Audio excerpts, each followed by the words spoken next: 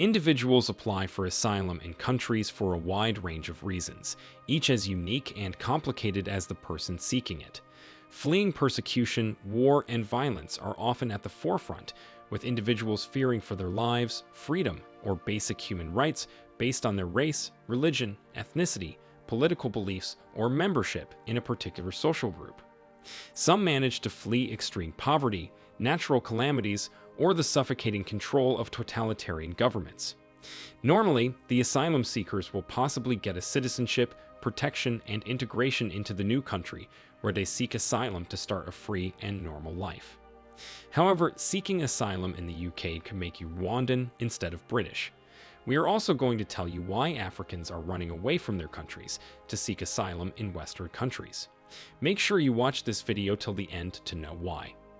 The decision to uproot oneself and embark on the often perilous journey to seek asylum is a testament to the human spirit's unyielding desire for safety, dignity, and a chance to rebuild a life shattered by circumstance. Thousands of asylum seekers in the UK may soon find themselves in Rwanda after a new treaty that could determine their futures, the first of its kind to ever be signed. This is a 43-page legally binding agreement between the governments of the UK and Rwanda that formalizes the repatriation of asylum seekers to Rwanda. The Rwanda scheme, approved in April 2022 by then Prime Minister Boris Johnson, aims to dissuade migrants from undertaking the perilous 32-kilometer crossing over the Channel and undermine the people smugglers' economic model. Under the plan, anyone who arrived in Britain illegally after January 1, 2022, faced being sent to Rwanda, some 4,000 miles away. However, the first deportation flight in June 2022 was blocked by European judges. The Supreme Court unanimously affirmed in November that the program was illegal due to the possibility of returning migrants to their home countries or other places where they might face abuse.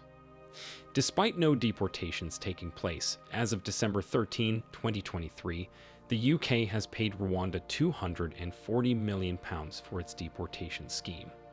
That is about $300 million US. The UK government is also set to pay an additional £50 million to Rwanda next year. While the UK hopes to send hundreds of thousands of migrants to Rwanda, Rwanda only can take a few hundred. UK Prime Minister Rishi Sunak, who has been in power for over a year, has staked his political future on cutting record levels of regular and irregular migration, and the issue is likely to feature prominently at the next election. The government says that the bill, which must be approved by Parliament, makes clear in UK law that Rwanda is a safe country. Asylum seekers would still be able to challenge their removal to Rwanda based on their circumstances. The UK's asylum system costs around £3 billion per year, including £6 million per day on hotel bills. The cost of accommodating illegal migrants has increased significantly since 2020. The average cost of detaining an illegal immigrant is £15,000, which includes arrest team costs, escorting, and detention costs. This does not include the legal costs of any appeals challenging the removal. The UK has also increased its spending aid for refugees. In 2016, the UK spent £410 million on aid, and in 2022, the spending increased to £3,690 million. In 2022, the Home Office was responsible for £2,382 million of this aid spending. 52,530 irregular migrants were detected entering the UK in the year ending June 2023, which is a 17% increase from the year ending June 2022. 85% of these migrants arrived via small boats. In 2018, more than 13,000 people were detected attempting to enter the UK illegally. This number quadrupled to more than 52,000 in 2022. The continued arrival of tens of thousands of illegal migrants each year places new burdens on central and local government and other local services. Denmark was also in talks with Rwanda in April of 2022 about setting up a new procedure for transferring asylum seekers to the East African nation, mirroring a similar move by the UK.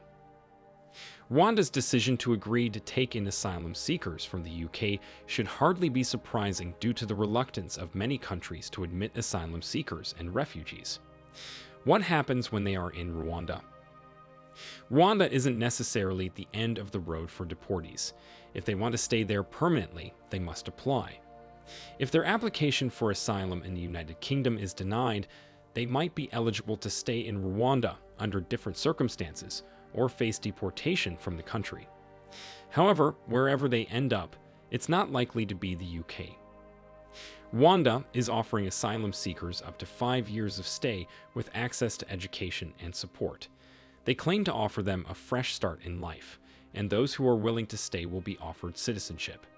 Human rights organizations have claimed that by transferring asylum seekers to a nation with a dubious human rights record, the UK is ignoring its obligation to provide them with protection. Take note that Rwanda already hosts more than 100,000 refugees from other African countries. Why are people, especially Africans, running away from their homes? Many African countries have experienced prolonged conflicts, civil wars, and political instability. These conditions have led to violence, human rights abuses, and persecution, prompting individuals to flee their home countries in search of safety and protection. For example, look at tensions between herder and farmer communities in Nigeria, along with banditry and terrorist activities, not forgetting the coups which have been going on in Burkina Faso, Mali, Niger, and Guinea. All this has led to loss of life and displacement in several regions. Many others have decided to leave the country too because of fear. Economic factors such as poverty, unemployment, and lack of opportunities have driven individuals from many countries across the world to seek better economic prospects in other countries. Limited access to education, healthcare, and basic services has also contributed to the decision to migrate. Developed countries such as the United States and Japan require the services of foreign healthcare providers to meet the needs of their populations. So, you can imagine how scarce healthcare providers are in developing countries. Environmental issues such as droughts, floods, and other natural disasters have a significant impact on livelihoods in certain regions of Africa. These environmental challenges has led to food insecurity, displacement, and economic hardships, prompting individuals to seek refuge in more stable countries. Africa has witnessed a series of devastating natural disasters in the year 2023, the worst being the most recent floods in Libya, which has wiped off the map a quarter of Derna City's neighborhoods. Let us not forget the earthquake in Morocco that killed 2,946 people and destroyed more than 50,000 homes. Where are these people to run to? This is the question most refugees are asking. To help migrants stay in their homes, poverty, conflict, and environmental woes must be tackled. From boosting local economies and fostering peace to mitigating climate change and supporting returning migrants, a multifaceted approach is key. By addressing the roots of displacement and promoting sustainable development, countries can empower people to build brighter futures within their borders. People are beginning to ask if LGBTQ migrants will also be sent to Rwanda. Gay, lesbian, and bisexual asylum seekers who arrive in Britain illegally will not be exempted from possible deportation to Rwanda. However, a ministry report acknowledged that the rights situation in Rwanda might merit a different consideration for trans people because changing gender is illegal in the East African country. Rwanda is one of the few countries in Africa that does not criminalize homosexual relations, and it has signed a declaration from the United Nations denouncing violence against LGBTQ individuals. Nonetheless, same-sex unions remain prohibited, and there is no legal protection for LGBTQ individuals against prejudice. Trans people also cannot legally change their gender. Not only Britain and Rwanda are having these agreements, some countries have taken a similar approach or are considering it. Australia's offshore asylum program, which was implemented in 2001, targeted migrants who arrived in Australian waters by boat. Its main goals were to prevent people smuggling and discourage refugees from attempting perilous ocean voyages. To process their claims, asylum seekers were moved to offshore detention facilities in the South Pacific island country of Nauru and the island of Manus Island in Papua New Guinea. The offshoring asylum policy has been strongly criticized by the United Nations and aid groups who cite harsh conditions in the centers, including abuse by guards and self-harm and depression among detainees. Australia closed the facility on Manus Island in 2021 after Papua New Guinea's Supreme Court ruled it was illegal. Israel instituted a now-cancelled strategy in 2014 that sent illegal immigrants and those denied asylum, primarily from Sudan and Eritrea, to Rwanda and Uganda for third-country resettlement. They were offered the option of paying $3,500 for a plane ticket to either Rwanda or Uganda, or being deported back to their place of origin. Those who chose to remain in Israel risked going to jail. Note that most Rwandans are indeed sensitive to the plight of those forced to leave their home countries, and would be more than willing to make them feel welcome. At the same time, they are conscious of the reality they are facing in their country. This migration plan has been met with mixed reactions from some European countries. Denmark expressed interest in similar arrangements, while France and Germany have raised concerns about the plan's compatibility with human rights and international law. Germany has questioned the plan's effectiveness in deterring irregular migration, arguing that it might simply push migrants to take more dangerous routes. They believe addressing the root causes of migration is crucial for long-term solutions. They have also raised concerns about the plan's compatibility with EU asylum law and regulations, emphasizing the importance of cooperation and coordination within the EU to address the migration challenge.